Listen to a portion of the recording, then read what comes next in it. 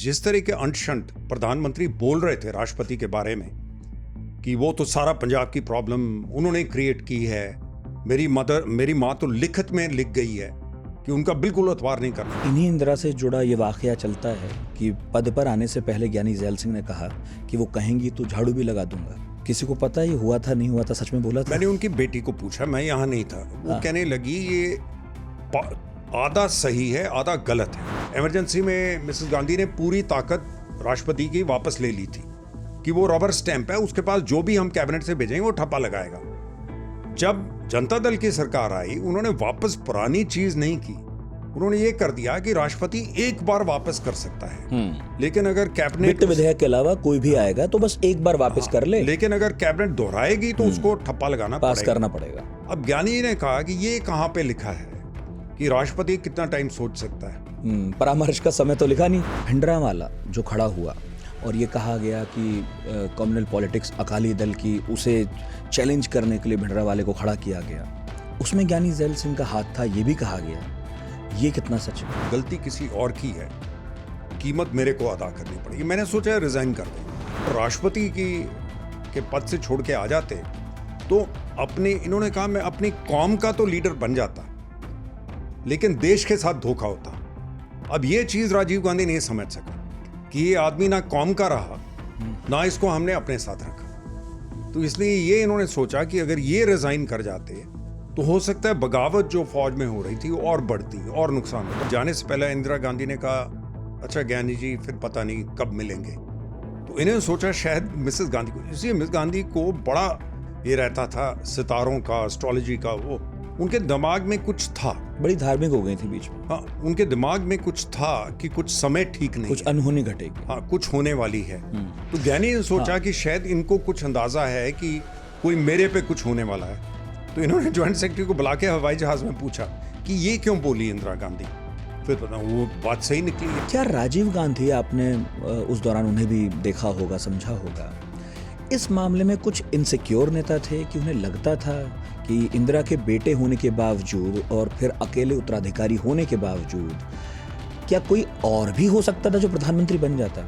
या मेरे को मालूम नहीं, लेकिन अब जब और किस्से भी सुनते हैं उससे लगता है थोड़े कान के कच्चे थे। जब देश का संविधान लिखा जा रहा था तब बहुत सारे सयाने लोगों ने यह आलोचना की कि भारत का जो राष्ट्रपति होगा वो शायद बस कठपुतली बनकर रह जाएगा, उसकी ताकतें बहुत कम हैं।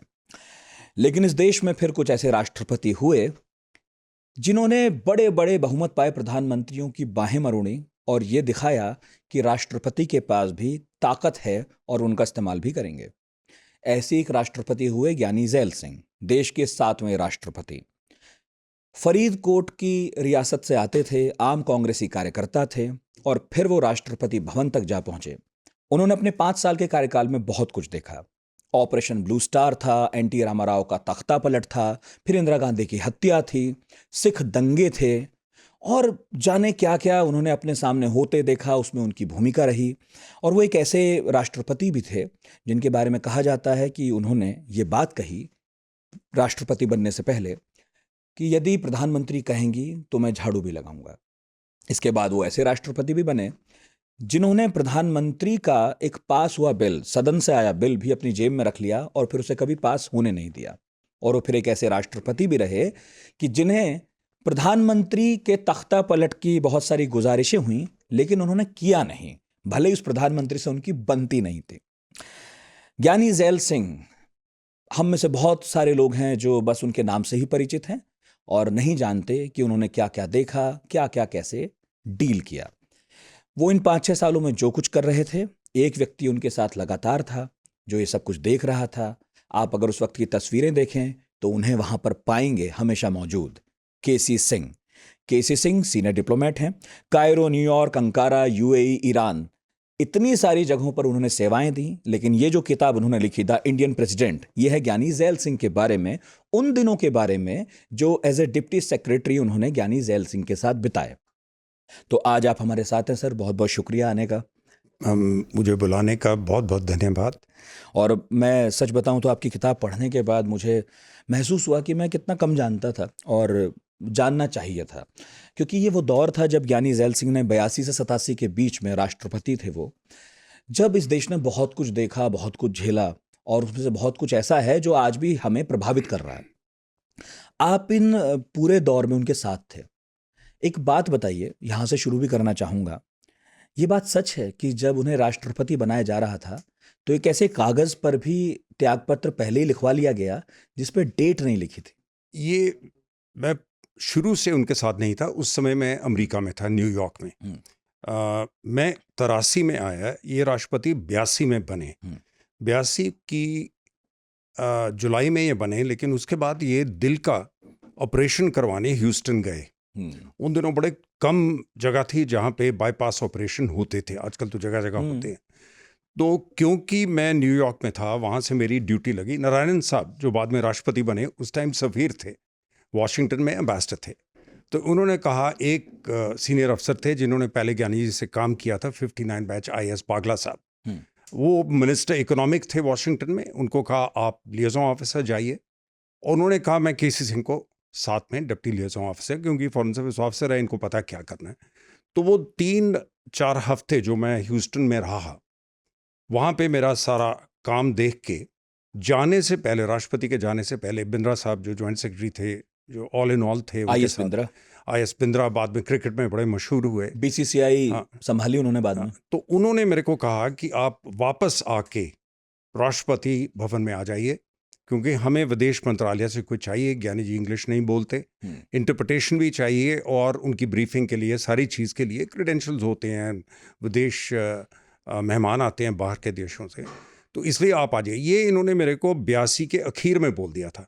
मेरा कार्यकाल 83 के जून जुलाई में ख़त्म हो रहा था। उन्होंने कोई बात नहीं, आप 6 महीने और लगा लो, उसके बाद आ जाना। तो मैं वहाँ पहुँचा सितंबर में, सितंबर 83 में। तो इसलिए वो दूसरी बात जो पहले की है, वो जो मैंने सुनने में मेरी आई, मैंने इसमें लिखा है, जो मेरे को बताया गया। क्योंकि क्या था, क्या सुना आपने? उन्होंने कहा कि क्योंकि इनके बनने का इतराज कौन कर रहा था? इंदिरा गांधी के आसपास 2 ग्रुप थे। एक तो धवन साहब थे, जो उनके खासम खास उनके दफ्तर के पहरेदार, कोई अंदर नहीं जा सकता, कोई चीज़ दफ्तर के अंदर नहीं होती जो धवन साहब को नहीं मालूम। जब तक आर के धवन ना माने, तब तक आप इंदिरा से कैबिनेट मिनिस्टर उनको हाथ जोड़ते थे आके।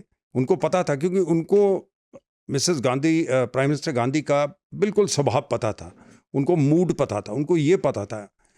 जैसे मैं आपको बताता हूँ, 1983 में इंदिरा गांधी न्यूयॉर्क आई, मैं उस समय वहीं था। इसी करके मेरे को 2-3 महीने और वहाँ रखा गया, कि उन्होंने कहा कि आप इनकी विजिट कवर करके उसके बाद वापस आइए। तो अभी पंजाब में तनाव बढ़ गया था, लेकिन ब्लू स्टार वगैरह नहीं हुआ था। तो उन्होंने कहा कि मिसेस गांधी का सबसे बड़ा गुरुद्वारा उन दिनों क्वींस में होता था, तो उन्होंने कहा कि वहाँ पे ये मत्था टेकने जाएंगी, राजीव जी भी इनके साथ जाएंगे। तो आप, क्योंकि इंडियन कम्युनिटी के साथ आपका ताल्लुकात है, न्यूयॉर्क में आप कॉन्सुलेट में हैं, तो उनकी विजिट कवर करने के बाद आइए आप। तो वो उस टाइम वो चीज़, वो तनाव सारा बढ़ा नहीं था। तो ये मिसेस गांधी ठहरी थी वहाँ पे, होटल है कार्लाइल, जो सेंट्रल पार्क को ओवरलुक करता है। जैसे जैसे ऊपर जाओ वो तंग हो जाता है काफ़ी। तो एक फ्लोर के ऊपर कम से मेरे ख्याल मुश्किल से 10 कमरे होंगे। तो इधर के जो पार्क को ओवरलुकिंग मिसेस गांधी के कमरे थे, राजीव गांधी के, सोनिया गांधी के बच्चों के, और इधर एक कोने में हमारा लिएजन ऑफिसर उसी फ्लोर पे था। तो ये हुआ कि मिसेस गांधी ने एक प्ले देखने जाना है, तो उन्होंने कहा, एमेडियस उन दिनों चला था, तो उन्होंने कहा प्ले देखने जाएंगे। तो मैंने 8-10 सीटें फ्रंट रो की। प्ले के अंदर जितना आगे बैठो वो अच्छा होता है, सिनेमा के अंदर जितना पीछे बैठो वो अच्छा होता है। तो आगे की 8-10 सीटें और उसके पीछे 8-10, मैंने कहा ये नहीं होना चाहिए प्रधानमंत्री के पीछे कोई और एर गैर बैठे। तो वो टिकट मेरी जेब में थी सर। मैंने सोचा 5-7 आदमी साथ लेके जाएंगी मिसेस गांधी, एम्बेसडर आए हुए थे, नारायणन उनकी मिसेस थी, तो अपने हिसाब से मैंने लगा के कहा कि इससे कवर हो जाएगा। तो धवन साहब आए इधर दफ्तर में थे, मैंने उन्हें कहा जी हम मोटरकेड लगानी है मिसेस गांधी के प्ले के लिए जाने के लिए, तो बताइए कौन कौन उनके साथ जाएंगे, मेरे पास टिकट हैं। मेरे को मालूम नहीं था कि मिसेस गांधी बच्चों को मिलने 7 कमरे में हैं। अच्छा, तो धवन मेरे कहने लगे आपको क्या बोला? मैंने कहा एम्बेसडर साहब हैं, दूसरे हैं, तीसरे हैं। वो कह रहे ये मिसेस गांधी ने नहीं कहा होगा। धवन साहब ने एकदम, मेरे को अंदाजा लगा, इतने में दरवाजा खुला और मिसेस गांधी निकल आई। तो उन्होंने सुना, अपना नाम सुना, बोला क्या कह रहे हैं ये? अच्छा, धवन साहब ने दोहरा दिया, बोले ये कह रहे हैं कि एम्बेसडर साहब जाएंगे, दूसरे जाएंगे, कौंसिल जाएंगे, 10-12 टिकट है। जिसे वो क्यों जाएंगे, वो तो इस देश में रहते हैं, खुद जाके देखें। तो मैंने सोचा मेरी नौकरी साफ। सो धवन की जो इक्वेशन थी उस समय से मैंने देखा कि वो बिल्कुल उनको पूरा अंदाजा था। अब धवन साहब की सपोर्ट थी कि ज्ञानी जी को राष्ट्रपति बनाना है। उनकी मुखालफत थी जो कश्मीरी ग्रुप फतेहदार और उनके साथ फिर अरुण माखनलाल नेहरू मिल फोतेदार, गए, जी। माखनलाल फोतेदार, वो सारा ग्रुप कह रहा था नहीं, वो शिकायतें लगा रहे थे ये होगा वो होगा। अच्छा, मैं ऐसे क्लैरिटी के लिए बोल रहा हूँ कि इंदिरा गांधी के आसपास दो तरह का ग्रुप था जिन्हें नहीं मालूम है। एक को लीड आर के धवन करते थे, बड़े नेता थे दिल्ली के और पंजाबी गुट था उनका, और दूसरी तरफ माखनलाल फोतेदार जो विधायक रहे थे कभी जम्मू जो कश्मीर पॉलिटिकल के। एडवाइजर थे, जी। ये ऑफिस में इंचार्ज थे, वो पॉलिटिकल एडवाइजर जी, थे। और माखनलाल फोतेदार के साथ फिर उनके जो संगी साथी थे। तो ये बिल्कुल। दो तरह के ग्रुप थे जो इधर उधर खींचते रहते थे। अब मिसेस गांधी का उनका तरीका ये था कि दो तरह के ग्रुप रखो, इसकी शिकायत ये लगाएगा, इसकी शिकायत वो, उसमें तय करती थी कि सही क्या होगा। वो उनका अपना तरीका था। राजीव गांधी ने जो गलती की, आते ही धवन को निकाल दिया। उस पर आऊंगा मैं। हाँ। तो आप जो बता रहे थे, हाँ। तो इसलिए धवन साहब और इनके बीच में जो था, तो जब ज्ञानी जी बन गए उसी समय से उनको ये बर्दाश्त नहीं हुआ जो कश्मीरी ग्रुप था, ये कैसे बन गए। वो चिट चलती रही और मुश्किलात ये आई क्योंकि राजीव गांधी, क्योंकि अरुण नेहरू भी वहीं थे, वो उस ग्रुप के साथ ऐसे बाद में लगा, जो ज्ञानी जी को ये मालूम नहीं था। वो तो समझते थे राजीव के साथ बड़े अच्छे उनके रिश्ते हैं, उनके बारे में बहुत अच्छा सोचते हैं। ज्ञानी जी ने देखो अपना सफर था नीचे से लेके ऊपर तक किया, दुनिया भर के लोग उनको मिले, दुनिया भर लोग उनको नापना आता था। हिंदुस्तान के जितने पुराने नेता हैं उनमें एक बड़ी खासियत होती है कि वो एकदम आदमी से बात करेंगे, पूरा नाप लेंगे 2 मिनट में, ये कितना सच बोल रहा है, कितना गप लगा रहा है, क्या इसमें वजन है या नहीं है। चाहे आज शरद पवार हों, चाहे कोई लालू यादव, कोई पुराने नेता जो हैं, उन दिनों आईबी की रिपोर्ट वगैरह से नहीं था अकेला चलता, उनका अपना अंदाजा था। बात करके 2 मिनट में बता देंगे इसमें कितनी सच्चाई है कितनी नहीं। सवाल कैसे पूछना है, सवाल पूछने का भी तरीका होता है, क्योंकि सवाल रिपोर्ट होगा आगे किस आदमी ने सवाल पूछा। तभी उन दिनों कहा जाता था कि आईबी, दिल्ली के बड़े बड़े जो हाथ देखने वाले हैं और जो एस्ट्रोलॉजर हैं, वो भी उनकी सैलरी पे थे। क्योंकि नेता जब अपनी पथरी दिखाने जाता है एक एस्ट्रोलॉजर को, तो जो सवाल वो पूछता है वो सवाल से पता चल जाता है उसके मन में क्या है। तो इसलिए ये कॉम्प्लेक्स सिचुएशन थी जिसके अंदर ये राष्ट्रपति बने। ये दोनों ग्रुप्स के बीच में तनाव तो चलता रहा इंदिरा गांधी के। तो जितना टाइम इंदिरा गांधी रहे उतने समय तो ये चलता रहा, क्योंकि IS बिंद्रा जो ज्वाइंट सेक्रेटरी थे वो बैक चैनल थे धवन के साथ। कोई बात प्रधानमंत्री के दिमाग में वो ज्ञानी जी को कन्वे हो जाती थी, जो इनके दिमाग में हो मिसेस गांधी को और वो बड़ी पक्की थी इंदिरा गांधी।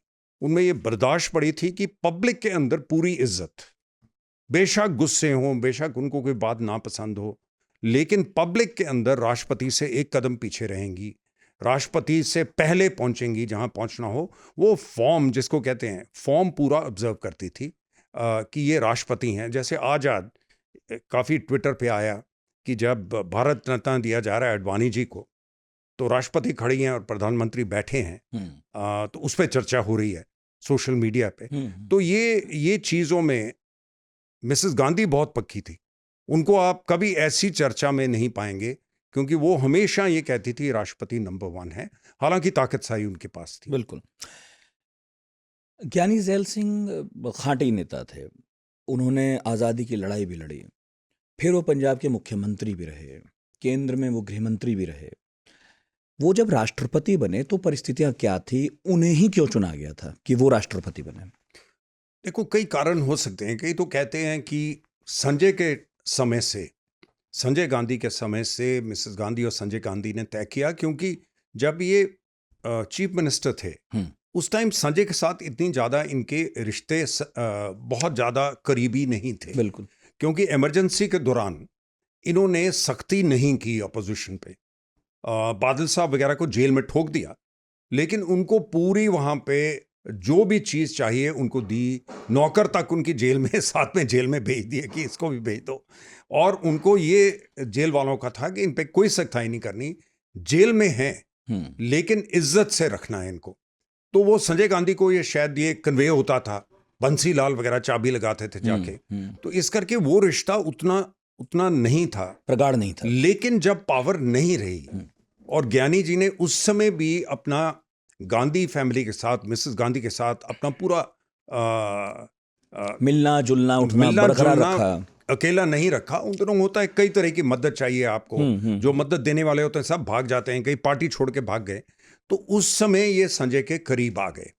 तो सुनने में आता है कि उसी समय संजय का ये पुरानी सोच थी। कुछ ये भी हो सकता है कि पंजाब में क्योंकि चल रही थी, कोई सिख नहीं बना था, तो मिसेस गांधी का हो सकता है ये भी सोचना हो कि इसका शायद वहां पे कोई फायदा हो पंजाब में।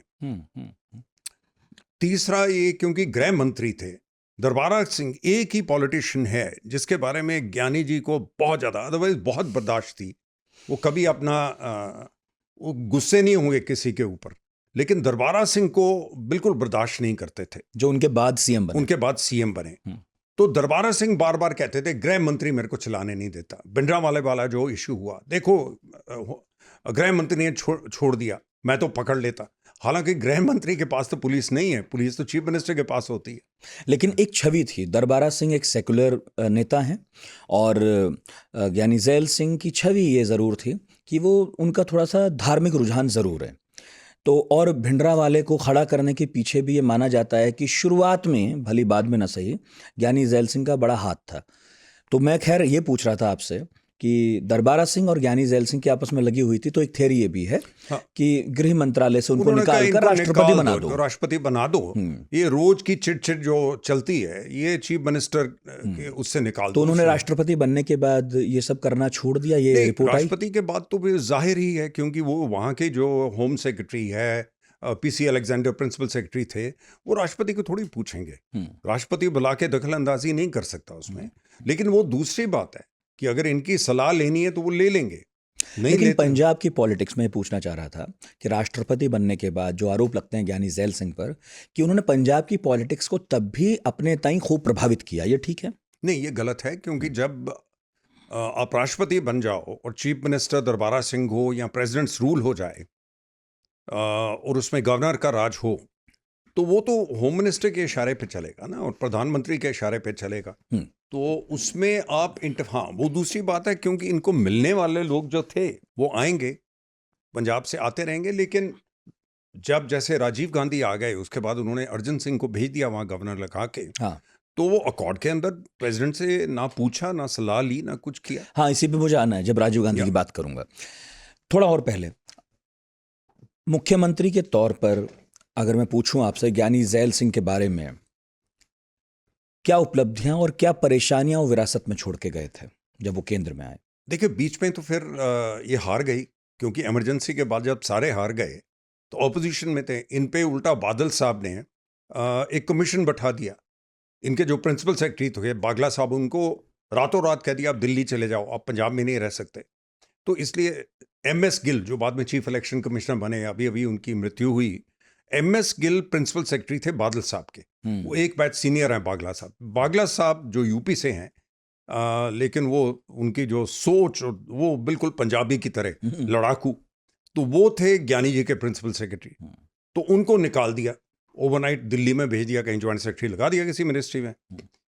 1980 की इलेक्शन से पहले ये मुखर्जी साहब थे कैबिनेट सेक्रेटरी, वो भी पंजाब काडर के ISS अफसर थे। तो ये उनको मिलने गए, तो इन्होंने कहा कि मेरे को कोई अच्छी मिनिस्ट्री दे दो। तो मुखर्जी साहब कहने लगे, जितना टाइम तुम सर्विस करोगे तुम्हें अच्छी पोस्ट नहीं मिलेगी। तो बागला साहब कैबिनेट सेक्रेटरी से लड़कर बाहर आ गए, बोले आपकी 1 साल की सर्विस बची है, आप मेरी सर्विस का क्या तय करेंगे, मेरे तो अभी 20 साल पड़े हैं। उसके 4-5 महीने के अंदर इंदिरा गांधी इलेक्शन जीत गई, ज्ञानी जी होम मिनिस्टर बन गए, और ज्ञानी जी के पास चार्ज जो सिर्फ यहाँ चरण सिंह के पास था, यहाँ सरदार पटेल के पास, IB भी थी उनके पास, IB तो होती है होम मिनिस्टर के पास, CBI भी उनके पास थी, डिपार्टमेंट ऑफ पर्सनल भी उनके पास था। तो बागला साहब EO लग गए, एस्टैब्लिशमेंट ऑफिसर, जो कि सारी IAS अफसरों की फाइल है उनके पास, और जो कैबिनेट सेक्रेटरी को पुटअप करता है। अब देखो, ये किस्मत की बात हुई, किसी को नहीं पता। कैबिनेट सेक्रेटरी ने कहा तो सारी उम्र तुम्हें कोई पोस्ट नहीं मिलेगी, वो ऐसी पोस्ट पे लग के आ गया आदमी। 5 सबसे महीने के ताकतवर। अंदर। तो इसलिए ज्ञानी जी वो दो साल तो फिर पावर इनके पास नहीं थी। पंजाब में तो बादल साहब रहे। लेकिन मैं उनकी पॉलिटिक्स पूछ रहा था बतौर सीएम देखो पंजाब। उनकी जो पॉलिटिक्स थी, उनकी पॉलिटिक्स, हाँ, उसमें वो रिलीजियस एलिमेंट इसलिए लेके आए इन्होंने बाहर से हथियार कुछ, एक दो हथियार जो गुरु गोबिंद सिंह जी के थे जो वलायत में थे वो वापस लाए। इन्होंने एक प्रोसेशन निकाला, गुरु गोबिंद सिंह मार्ग बना दिया अनंतपुर साहब से लेके नीचे बठिंडे तक। तो उसमें अकाली पार्टी को समझना है कि उनकी पॉलिटिक्स से छीन के ले गए, लेकिन इसका मतलब ये नहीं है कि वो अकाली बन गए। उनको पता है कि जैसे आज हम देख रहे हैं धर्म का एक रोल है जो आज पॉलिटिक्स में हो रहा है, नेशनल लेवल पे भी हो रहा है। तो स्टेट लेवल पे एक माइनॉरिटी कम्युनिटी में से निकल के आए हैं जिनको की गुरबानी की, सिख रिलीजन की बहुत ज़्यादा उनको पहचान थी और समझ थी। उन्होंने उसका इस्तेमाल किया, लेकिन उसका मतलब ये नहीं था कि वो मेजॉरिटेरियन गवर्नमेंट चलाए। जैसे उनके साथ हिंदू भी थे गवर्नमेंट के अंदर, वो ऐसी सरकार नहीं चलाई सिर्फ सिखों का इसमें फैसला। तो एक सेकुलर मजाज के थे, लेकिन वो रिलीजन उनके पर्सनल सोच में, और रिलीजन को उन्होंने इस्तेमाल किया अकाली दल को मार्जिनलाइज करने के लिए। ठीक है। वो ये समझते कि अकाली दल दुरुपयोग करता है धर्म का। समझ गया मैं। क्योंकि वो खुद ज्ञानी उनके नाम के आगे लगा हुआ है, तो जाहिर है वो धार्मिक शिक्षाओं को समझते थे, लेकिन उन्होंने कभी कम्युनल पॉलिटिक्स नहीं की, ये आप कह रहे हैं। लेकिन भिंडरावाला जो खड़ा हुआ और ये कहा गया कि कम्युनल पॉलिटिक्स अकाली दल की, उसे चैलेंज करने के लिए भिंडरावाले को खड़ा किया गया, उसमें ज्ञानी जैल सिंह का हाथ था, ये भी कहा गया। ये कितना सच है? ये अब इसमें देखो, मैंने तो देखा नहीं, लेकिन अगर मैं अंदाजा लगाऊं तो ये हो सकता है उन्होंने उस टाइम इस शक्ति को, लेकिन संजय गांधी उसमें उनकी शिरकत रही होगी, उनको पूछ के किया होगा। लेकिन ज़रूरी बात ये नहीं है कि किसको सपोर्ट किया, ज़रूरी बात तो ये है कि उसको कैसे कंट्रोल किया जाए बाद में। तो ये वहाँ पे नहीं रहे। तो एक बात जिसमें ज्ञानी जी और दरबारा सिंह में जो अंतर था, ज्ञानी जी ने कहा कि ये तुम पुलिस का इस्तेमाल नहीं करो, तुम इसके साथ कॉन्फ्रंटेशन नहीं करो, इसके साथ अगर तुम आमने सामने झगड़ा बढ़ाओगे तो ये उतना बड़ा लीडर बनता कद बढ़ जाएगा, कद बढ़ जाएगा। जैसे अभी अभी अमृतपाल से हुआ ये। अमृतपाल को जानता नहीं था, दुबई से आया वो, वहां तो बाल भी काटे हुए थे उसने। वो 5-4 महीने के अंदर बिल्कुल भिंडरावाले की तरह जगह जगह जाके, और ना यहाँ केंद्र की सरकार ने ना पंजाब की सरकार ने बैठे देखते रहे 6 महीने।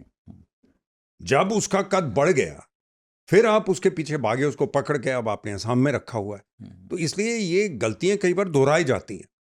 आप एक चीज को बना तो लेते हो, लेकिन उसको कंट्रोल कौन करेगा? तो ज्ञानी की सोच ये थी कि दरबारा सिंह ने इसको भड़का दिया, इसको कंट्रोल नहीं किया, इसको भड़का दिया। अच्छा, तो उस वक्त ये आरोप एक दूसरे पे लग रहे थे। दरबारा सिंह कह रहे थे कि ये ज्ञानी जैल सिंह का खड़ा किया हुआ है, ज्ञानी जैल सिंह कह रहे थे दरबारा सिंह का खड़ा किया हुआ है। लेकिन जब वो गृह मंत्री थे और दिल्ली में बैठे थे, तब मैं पढ़ता हूँ आप ही की किताब में कि भिंडरावाले का दिल्ली आना हुआ और जीपों में हथियार लहराते हुए लोग सड़कों पे घूमे, तब भी उन पर यह आरोप लगा कि हल्का हाथ रखे हुए हैं ज्ञानी जी भिंडरावाले पर। देखो उस टाइम वो शायद भिंडरावाले गए, संतोख सिंह थे जो इंचार्ज थे दिल्ली सिख गुरुद्वारा प्रबंधक कमेटी के। उनकी अप्रोच इंदिरा गांधी तक भी थी, क्योंकि दिल्ली के जो सिख है वो जो दिल्ली में राज करे उसके साथ बना के रखते हैं। उनकी पॉलिटिक्स पंजाब से अलग है। आमतौर हम सोचते हैं कि दिल्ली और पंजाब में ये अलग अलग पॉलिटिक्स है। अगर वो अकाली को सपोर्ट करेंगे, कांग्रेस को करेंगे, अब आपको करेंगे या किसको करेंगे, क्योंकि इन्होंने दिल्ली में रहना है, या बीजेपी को करेंगे। इनमें से कई सरसा वगैरह अब बीजेपी में चले गए हैं। सो पंजाब और दिल्ली का ये सोच लेना चाहिए कि ये इनकी पॉलिटिक्स और सोच अलग अलग है। फिर ये दिल्ली वाले जो ज़्यादा सिख हैं ये रूरल बैकग्राउंड के नहीं हैं, पंजाब वाले ज़मीन से जुड़े हैं। इनमें से ज़्यादातर पाकिस्तान से आए हैं, वहाँ से उजड़ के आए, फिर बिजनेस में आ गए, बड़े बड़े इन्होंने तख्त इख्तियार कर लिए। लेकिन उनकी जो उनका जो जोड़ है वो पंजाब के रूरल एरिया से नहीं है। जो पंजाब में पॉलिटिक्स है, फार्मर्स पॉलिटिशियन, जो उनके मुद्दे हो सकते हैं, आप कह रहे हो दिल्ली के सिखों के मुद्दे हों, जरूरी नहीं है, वो अलग है। सो वो किस लिए हुआ नहीं हुआ मेरे को नहीं मालूम, लेकिन दिल्ली का जो लीडर होगा जिसके घर वो जाएंगे, सिख गुरुद्वारा दिल्ली गुरुद्वारा प्रबंधक कमेटी का, उसकी अपनी भी डायरेक्ट अप्रोच होगी प्रधानमंत्री तक और जगह तक। अब क्या सोचा गया उस समय मेरे को नहीं मालूम, क्यों नहीं पकड़ा गया कोई नहीं जानता। ये तो अब मैं नहीं बता सकता, ये तो ज्ञानी जी को पूछते वही बता सकते। लेकिन इसके बाद जब हम इतिहास में देखते हैं भिंडरावाले का बड़ा होना और इंदिरा गांधी का कुछ यूं हैंडल करना कि उसे मिस हैंडलिंग कहा जाए, तब तक ज्ञानी जैल सिंह जो हैं राष्ट्रपति हो गए थे। ये जो दौर है कि जब ऑपरेशन ब्लू स्टार चल रहा है, इसमें ज्ञानी जैल सिंह को कितना उन्हें भरोसे में रखा गया, क्योंकि वो एक पंजाब के बड़े नेता भी रहे थे, उस वक्त वो देश के राष्ट्रपति भी थे। जब आर्मी वहाँ पर गतिविधियाँ कर रही थी तो इसलिए भी बताया जाना ज़रूरी था राष्ट्रपति को, क्योंकि अल्टीमेटली उन्हीं के पास है तीनों सेनाओं की कमान तो कॉन्स्टिट्यूशनली। तो मेरा सवाल आपसे ये है, और जितना आपने ढूंढा हो, पता किया हो, जानने की कोशिश की हो, उन्हें कितना मालूम था कि स्वर्ण मंदिर में ये एक्शन होने जा रहा है? उनको नहीं मालूम था। बिल्कुल भी? हाँ, वहाँ था। हाँ। क्योंकि 5-7-8 दिन से पहले BBC जर्नलिस्ट वहाँ से निकाल दिए।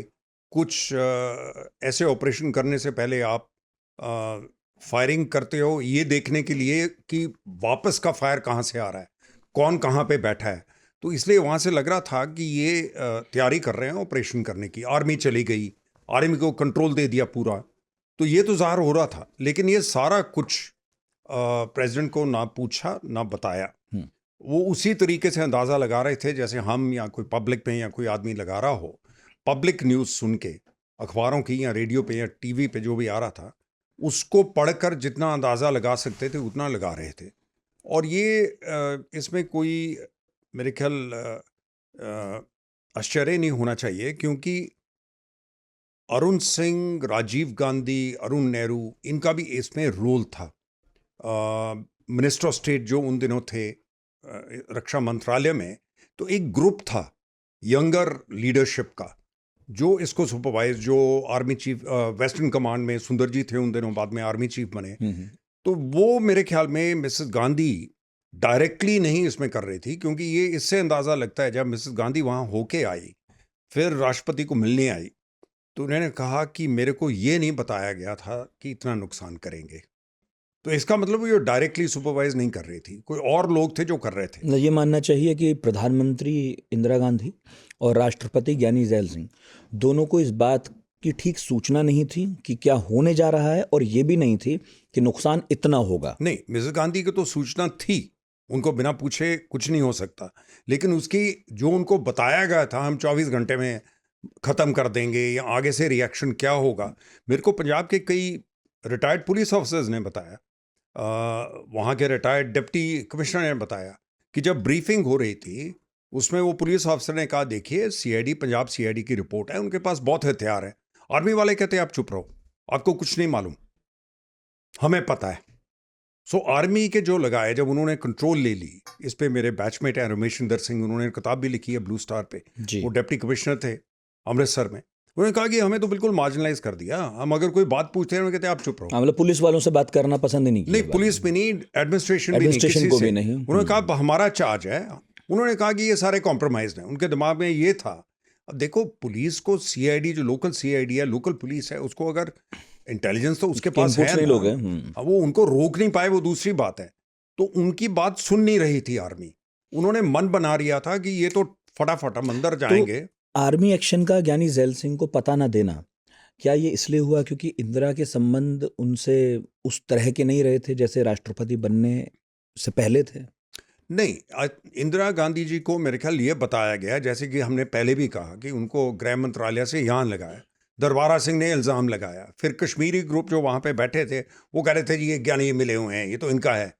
तो उन्होंने इसलिए किया, और ये PC अलेक्जेंडर वगैरह सब ब्यूरोक्रेटिक सिस्टम इंदिरा गांधी के जो आसपास था, उन्होंने कहा कि नहीं, किसी और का ना बताइए, ताकि और किसी की सलाह लेने की ज़रूरत नहीं। तो मिसेस गांधी ने अगर ये तय कर लिया था कि ज्ञानी जी की सलाह से कोई फ़ायदा नहीं है पंजाब में, तो फिर उसमें क्या बताएंगी या क्या सलाह लेंगी या क्या बात करेंगी उससे? लेकिन इससे फिर रिश्ते बिगड़े। देखो, उनके रिश्ते अगर इसमें थोड़ा डिफरेंसेस भी रहे, लेकिन मिसेस गांधी अपना रिश्ता एक तय से ऊपर नहीं बिगाड़ती थी राष्ट्रपति के साथ। जैसे वो दोबारा मिलने आई, फिर जब ज्ञानी ने कहा मैंने देखने जाना है, हालांकि वहाँ अभी नुकसान गिरा हुआ था, नुकसान हुआ था, अभी वहाँ स्मेल भी आ रही थी बॉडीज़ की, जब हम पहुँचे इतराज़ नहीं किया। मिस गांधी ने कहा नहीं इंतजाम अच्छा। करो, राष्ट्रपति को जाने दो। अच्छा, जब राष्ट्रपति गए और आप राष्ट्रपति भी साथ पहले में गए थे। ना, इंदिरा गांधी, मैं जी साथ जी में गया। जी जी जी। इंदिरा गांधी तो बाद में गई, पहले तो राष्ट्रपति गए। आप कितने दिन बाद गए थे ऑपरेशन ब्लू स्टार खत्म होने के? मेरे ख्याल अगर 6-7 जून को ये हुआ, 2-3 दिन बाद होगा शायद। अच्छा। हाँ। हाँ, तो उन्होंने मना नहीं किया, मिस आप गांधी जा ने सकते मना हैं। नहीं किया, उन्होंने कहा इनको देख आने दो। सारों ने कहा होगा, अरुण सिंह हमारे साथ गए। अरुण नेहरू। नहीं, अरुण सिंह, अच्छा अरुण सिंह जो मित्र थे डून स्कूल से राजीव अच्छा गांधी के, अच्छा अच्छा वो अच्छा। साथ में गए। तो उन्होंने कहा कि देखो यहाँ पे इन्होंने मशीन गन लगाई हुई थी, वो अपने यहाँ दिखाने गए कि देखो जो आर्मी ने किया ये एक्सेसिव यूज़ नहीं है, इस्तेमाल ज़्यादा फोर्स का, क्योंकि उधर से उन्होंने तैयारी इतनी की हुई थी जैसे एक दुश्मन करता है, एक बिल्कुल ही मशीन गने लेके, गन्स अच्छा, लेके। इतने हथियार आ गए स्वर्ण मंदिर में, और जिस आईबी और पुलिस की हम बात कर रहे हैं कि इनके इनपुट आर्मी ने इस्तेमाल ही नहीं किए, फेलियर किसका रहा आपके हिसाब से? पूछ रहा हूँ, फिर कहानी को आगे बढ़ाऊंगा। देखिए फेलियर, क्योंकि दूसरी बार जब हुआ, आपको पता है कि दोबारा आतंकवादी एलिमेंट ने फिर कब्जा कर लिया था।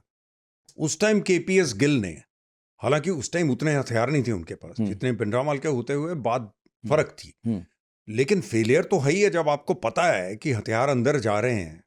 वो उसको वहाँ पे एक रिटायर्ड जनरल है जो उनको एक तरह की लगा रहा है कहाँ पे एम्बुश करना है, कहाँ क्या करना है, और वो ऐसा जर्नैल जिसने मुक्ति बानी की ट्रेनिंग की है, उनकी ट्रेनिंग की। तो आप अच्छा उसको गुस्सा था क्योंकि उस पर कोई आर्मी ने इन्वेस्टिगेशन कर ली, उस पर कोई इंक्वायरी की, उसको पुराना गुस्सा था। बिल्कुल। तो ये चीज़ें तो आपको सब पता होनी चाहिए। तो उसको ये थोड़ी सी मिस इंदिरा गांधी की एक गलती होती थी, वो टाइम बहुत लगा देती थी फैसला करने में। सो एक चीज़ को लटकाई जाएंगी। नरसिम्हा राव भी ऐसे करते थे, कई बार तो लटकाने से फायदा होता है। वो कहते थे कि कोई फैसला ना लेना भी फैसला ही है। हाँ, तो इसलिए कई बार लटकाने से क्या होता है कि बात सुधरती नहीं है, वो बिगड़ जाती है।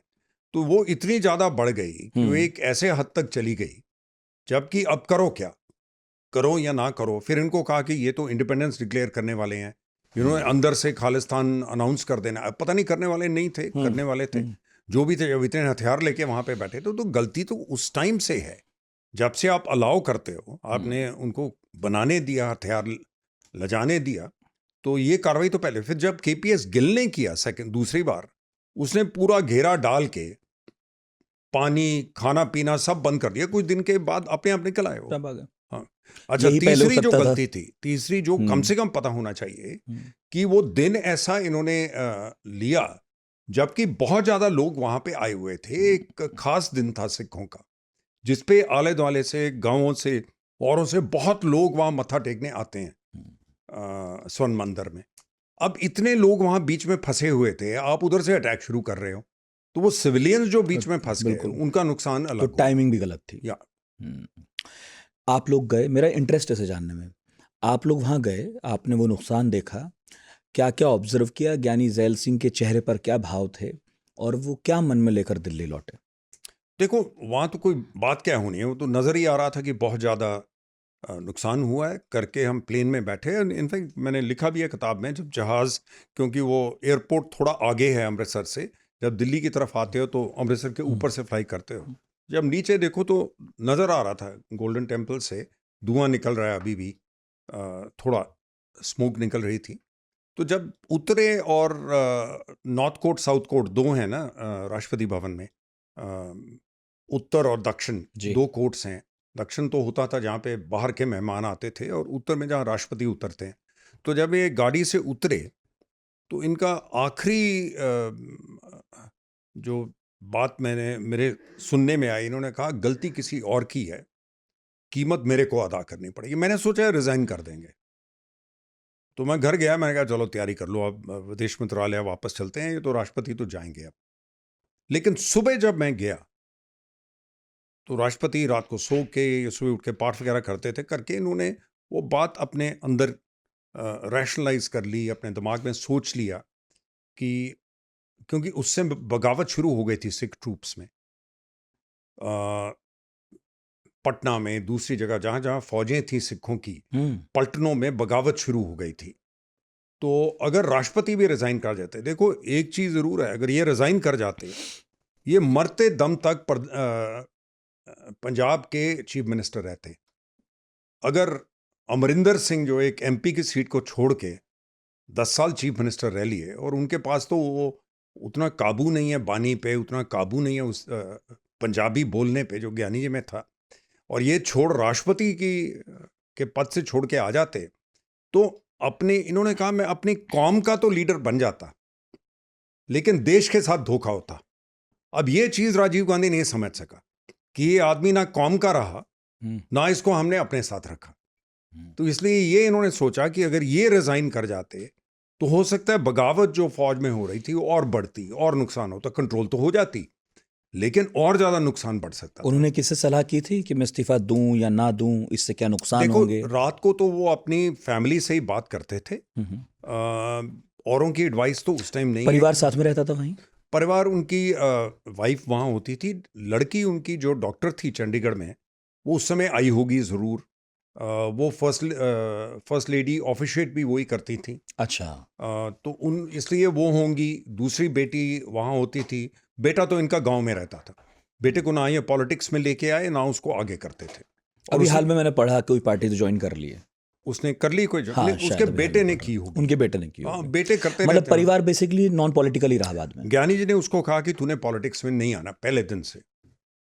इनफैक्ट एक दिन मेरे को याद है, इनका पोता, वो बेटे का बेटा, हम कहीं टूर पे गए, राष्ट्रपति भवन में ना कबूतर काफ़ी हो जाते हैं वो फोरकोट के ऊपर। वो एयरगन लेके उसने 10-20 कबूतर मार दिए क्योंकि ऊपर से वो गिराते थे बिट्ठे अपनी। तो वो दूसरे दिन अखबार ने खबर लगा दी कि ज्ञानी जी के पोते ने ये देखो इतने कबूतर मार दिए।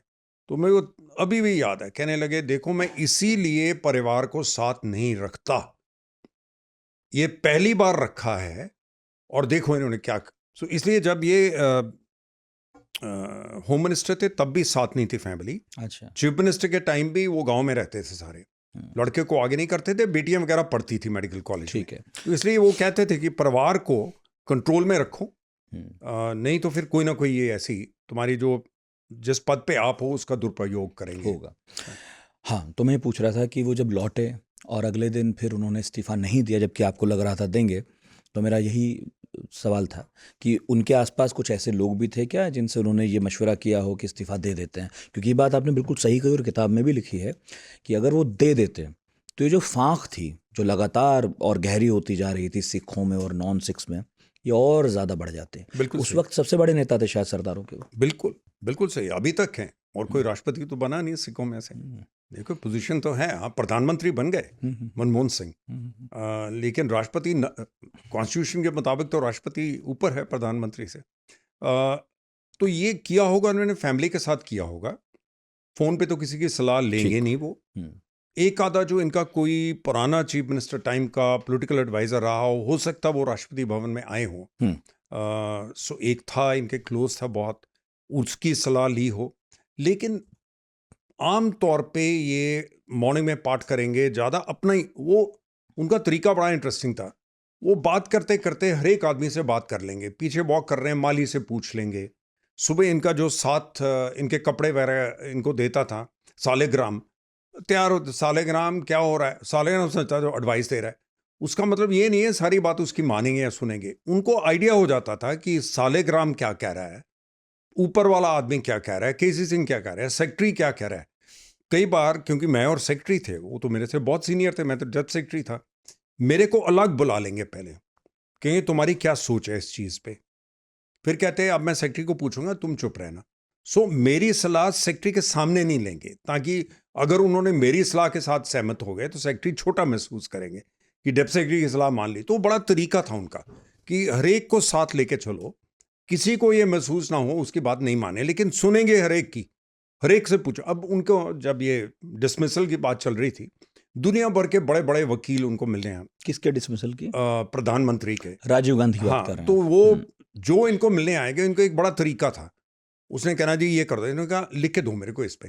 वो आदमी समझता है मेरी एडवाइस पढ़ेंगे, इनके पास इतने पढ़े होंगे वो लिखे हो। और आखिर में जो चिट्ठी लिखी प्रधानमंत्री को, वो मैंने ड्राफ्ट की 1 सफ़े की, लोग कोई 15 सफ़े का, कोई 10 वकील तो बनाते हैं ना, जैसे हाई कोर्ट में पिटिशन फाइल करनी होती है। पॉलिटिकल लेटर तो पॉलिटिकल लेटर होती है, राजनीतिक चिट्ठी। तो वो लोगों को, उनका ये एक तरीका था कि अगर किसी आदमी को कह दो यार तू लिख के दो, वो बड़ा खुश होता था। मैं राष्ट्रपति को लिख के दे आया, वो पढ़ रहे हैं मेरी चीज़। तो एक दो ने मेरे को बाद में फ़ोन किया जब वो चिट्ठी गई, उन्होंने कहा वो जो हम दे के आए थे ये तो कुछ और ही चली गई चिट्ठी। मैं कहा ये तो राष्ट्रपति से पूछे, अब उसको मैं क्या बताऊं कि भैया ये सुप्रीम कोर्ट में पिटीशन नहीं थी 20 पेज की, 20 सफ़े की। तो उनका तरीका था ये। फ़ायदा भी होता था, हर एक आदमी की बात सुन लो, लेकिन आखिर में जो फैसला करेंगे वो मन के अंदर घुमा के फिर उनके दिमाग में जो आएगा वो करेंगे। खुद ही करते थे। थोड़ा आगे बढ़ता हूँ। ऑपरेशन ब्लू स्टार हो गया, क्या इसके बाद कोई तलखी इंदिरा और ज्ञानी जैल सिंह के बीच में मिली देखने को? नहीं, इसके बाद नहीं इसके बाद तो फिर इंदिरा गांधी इनको फॉरेन विजिट पे भेज दिया, ये वापस आए। 1 जून में हम फॉरेन विजिट पे गए। फिर अगली विजिट पे जब जा रहे थे मॉरिशस से पहले, उसमें मैंने किताब में लिखा है कि जाने से पहले इंदिरा गांधी ने कहा अच्छा ज्ञानी जी फिर पता नहीं कब मिलेंगे। तो इन्होंने सोचा शायद मिसेस गांधी को, इसलिए मिसेस गांधी को बड़ा ये रहता था सितारों का, एस्ट्रोलॉजी का, वो उनके दिमाग में कुछ था। बड़ी धार्मिक हो गई थी बीच में। हाँ, उनके दिमाग में कुछ था कि कुछ समय ठीक नहीं, कुछ अनहोनी घटेगी। हाँ, कुछ होने वाली है। तो ज्ञानी ने सोचा कि शायद इनको कुछ अंदाजा है कि कोई मेरे पे कुछ होने वाला है। तो इन्होंने ज्वाइंट सेक्रेटरी को बुला के हवाई जहाज में पूछा कि ये क्यों बोली इंदिरा गांधी। फिर पता वो बात सही निकली, ये कभी नहीं मिले, जब तक वापस आए उनकी मृत्यु हो गई। विदेश में थे जब ये खबर मिली, लेकिन इन्हीं इंदिरा से जुड़ा ये वाकया चलता है कि पद पर आने से पहले ज्ञानी जैल सिंह ने कहा कि वो कहेंगी तो झाड़ू भी लगा दूंगा। किसी को पता ये हुआ था नहीं हुआ था, सच में बोला था? मैंने उनकी बेटी को पूछा, मैं यहाँ नहीं था। वो कहने लगी ये आधा सही है आधा गलत है। उन्होंने कहा था जब मैं राष्ट्रपति नहीं था तो इंदिरा गांधी मेरे को झाड़ू लगाना भी कहती तो मैं झाड़ू लगा देता। अब मैं राष्ट्रपति हूं, मैं सबका हूं। ये बात बाहर कैसे गई? देखो, अब मीडिया वाला, उन दिनों कैमरा वैमरा तो होता नहीं था, बात कर रहे हो, किसी ने उठा के छाप दी तो वो चल गई। कैसे एक लाइन किसी व्यक्ति के साथ उसके मरने के बाद भी चिपकी रहती है? नहीं, वो क्योंकि अगर एक चिपक जाए चीज तो उसको निकालना, और वो पॉपुलर इंप्रेशन ये हो कि राष्ट्रपति जो हैं वो रबर स्टैंप होते हैं, प्रधानमंत्री हैं जो उनकी चलती है, तो इसलिए ऐसी स्टेटमेंट जो उनके आम सोच से सहमत हो उसको लोग फिर अपना लेते हैं, उसको पकड़ लेते हैं। लेकिन उनकी बेटी ने मेरे को बताया कि ये नहीं कहा था, और अगर सोचें तो यही ज्ञानी जी की जो जिस तरीके से बात करते थे यही कहा होगा। और देखो, अगर वो झाड़ू लगाने की बात आती तो एनटी रामा राव को, उसी प्रसंग को मैं जानना चाहूंगा कि इंदिरा गांधी ने उन्हें बनाया, ये क्या कहानी थी जब वो इंदिरा गांधी के भी सामने तनकर खड़े हो गए कि ये तो नहीं करूंगा? नहीं, क्योंकि उन्होंने देखा कि अगर बिल्कुल तानाशाही होगी, इसीलिए ये किताब मैंने इसीलिए लिखी है। तीसरा हिस्सा 3 और राष्ट्रपतियों पे है, पहला राष्ट्रपति, दूसरा राष्ट्रपति और नारायणन साहब, जिनको मैं जानता था। ज्ञानी जी पे 2 तिहाई है, क्योंकि राष्ट्रपति की जो पोस्ट है उसमें हम आप कहते हैं कि सुप्रीम कोर्ट की वेट करेंगे। सुप्रीम कोर्ट में नया चीफ जस्टिस आ जाता है, नया बेंच लग गया, कभी कुछ लग गया। अब सुप्रीम कोर्ट अकेली क्या करेगी? आखिर में अगर कोई लास्ट पॉइंट है जो सुप्रीम कोर्ट के भी बराबर या ऊपर है, जो एग्जीक्यूटिव के भी ऊपर है, लेजिस्लेचर, वो है राष्ट्रपति। तो राष्ट्रपति के पास इतनी मॉरल अथॉरिटी है, वो लोगों का जो विश्वास है, अगर वो ये तय कर लें कि मैं अगर फैसला ऐसा करूंगा जो लोग समझे सही है, तो ताकत आपको नहीं चाहिए होती, आपको एक मॉरल अथॉरिटी है आपके पास। जैसे मैं आपको एग्जांपल देता हूँ, प्रेसिडेंट मुर्मू हैं, जब बेचारी वो हरियाणा की रेसलर्स जो थी वो बैठी हैं, उन्होंने कहा हमारे पे अत्याचार हुआ है और हम अपनी मेडल गिराने जा रहे हैं, राष्ट्रपति सिर्फ कहती उनको मेरे पास बुलाओ, ये मेडल मैंने दिए हैं, वापस करने, मेरे को वापस कर दें। वो बेचारी भागी आती और सरकार को एक सिग्नल चला जाता कि राष्ट्रपति ने इनको सपोर्ट दे दी। इसका मतलब ये नहीं होता कि वो प्रधानमंत्री के साथ लड़ाई करती, एक मॉरल सपोर्ट का तरीका होता है। लेकिन आप चुप रहो, आप बोलो ही ना, तो राजेंद्र प्रसाद भी क्रिटिसाइज करते थे और मेरा ख्याल है दूसरे राष्ट्रपति राधाकृष्णन वो भी क्रिटिसाइज करते थे अपनी सरकारों को। हाँ, ये तो मेरा ख्याल है हमारे यहाँ जो मैं भारतीय राजनीति का इतिहास पढ़ता हूँ काफ़ी बाद में शुरू हुआ कि राष्ट्रपति ने क्रिटिसाइज करना भी धीरे धीरे सरकारों को बंद कर दिया। शायद इसके पीछे ये नियत भी रही हो कि इससे फिर जो है मसाला मिलेगा लोगों को, या बाहर प्रचार में ये लगेगा सबको कि सरकार और राष्ट्रपति किसी टसल में, शायद ये रहा हो। लेकिन मैं पूछ रहा था एनटी रामाराव वाला किस्सा क्या है? देखो एनटी रामाराव में इन्होंने देखा उनके साथ धक्का हुआ है, ये कोई इनके दोस्त तो थे नहीं एनटी रामाराव, बिल्कुल। तो इनके पास कंप्लेंट आई, तो इन्होंने कहा कि ठीक है, और ये मेरे को उस समय नहीं पता था, जब मैंने किताब लिखी तो पता चला कि ये पहली बार नहीं, ये दूसरी बार हुआ कि प्रेसिडेंट राधाकृष्णन ने भी स्वतंत्रता पार्टी राजस्थान में जीती थी, उनके साथ धक्का करके सरकार किसी और ने बना ली। तो उन्होंने कहा कि हम एमएलए लेके आते हैं और हमारे पास मेजॉरिटी है, हमारी सरकार क्यों नहीं बनाई? तो राधाकृष्णन साहब ने कहा ठीक है आप एमएलए लेके आओ। तो वो एमएलए राधाकृष्णन साहब के आगे पेश हुए और वहां पे सरकार बदली राजस्थान में। ये मेरे को मालूम नहीं था, लेकिन ज्ञानी जी ने जब देखा कि धक्के से वो हार्ट का ऑपरेशन कराने गए, आपने विदेश गए हुए थे, हाँ, आपने कहा नहीं नहीं नहीं इनकी तो मेजॉरिटी नहीं रही, और बाद में जो पता चला ये मिसेस गांधी का नहीं था, ये किसी और का आसपास से। मैं इसमें मैंने जो किस्सा पढ़ा वो यूं था कि हिमाचल के एक बड़े नेता थे, जितना मुझे भी याद आ रहा है अपनी स्मृति पर भरोसा करते जो हुए, गवर्नर थे, वो वहाँ गवर्नर थे। हाँ। उन्हें ये आश्वासन शायद संजय गांधी या किसी ने दिया था, या फिर शायद आश्वासन भी नहीं था, बल्कि उन्हें ये लगता था, संजय नहीं राजीव थे या शायद राजीव गांधी, राजीव या अरुण नेहरू जी, कि अगर मैं यहाँ पर एनटी रामाराव की सरकार गिरा दूं और किसी तरह से कांग्रेस की सरकार बनवा दूं तो मेरे नंबर दिल्ली में बढ़ जाएंगे और मैं शायद फिर से हिमाचल प्रदेश जाकर मुख्यमंत्री बन जाऊंगा या फिर कोई और अच्छा पद मिलेगा।